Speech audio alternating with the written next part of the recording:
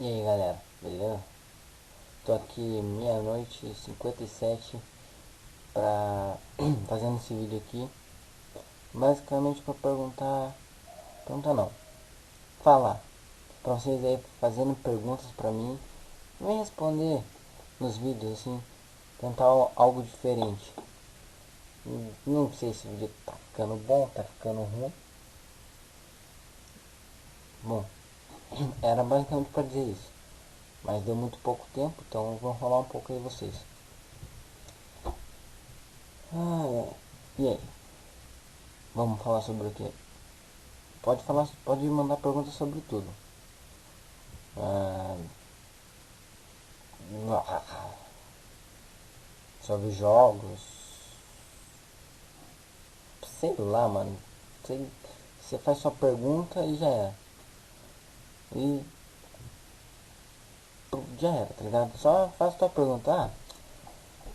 Que você não tem nada de bom pra fazer na vida, não faz nada melhor, vai dormir. Porra, mano. Faça aí. Se eu tenho alguma coisa melhor na vida pra fazer, tem. Mas não tô fazendo. Se eu tô com sono, não tô. E não vou dormir. E eu tô aí tentando agradar alguns. Não, mentira. Tô um pouco me lixando. Faça a sua pergunta. Eu vou responder. Se você gostar, você dá um joinha. Se não gostar, você que se foda.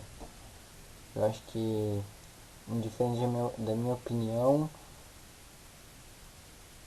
você também não, eu não preciso ficar agradando ninguém. Não gostou? Que pena. Gostou? É nóis. Não gostou? Dá um não gostei aí e foda-se, tá ligado? Porque. Ah, sei lá por que, mano. Só faz isso, tá ligado? Deu 2 minutos já. Tô pensando em parar. Aí pra vocês, olha, uma banda aí que é muito boa aí. Estão voltando aí com força. Catinguele. Não sei se eles são bons. Realmente, não sei. Mas aí fale sobre qual jogos eu acho mais massa. Me falem vocês também, jogos vocês gostam, para me comentar sobre os jogos de vocês. Eu vou dizer aí que eu jogo LOL. Sim, sou mais iniciado nesse jogo. E é nóis. Quem joga LOL aí faça perguntas de LOL. Quem não joga faça perguntas do jogo que joga, do que eu acho, se eu já ouvi falar. Que mais? Façam perguntas aí. E fica aí a. Sei lá, mano. Fica aí essa parada, tá ligado?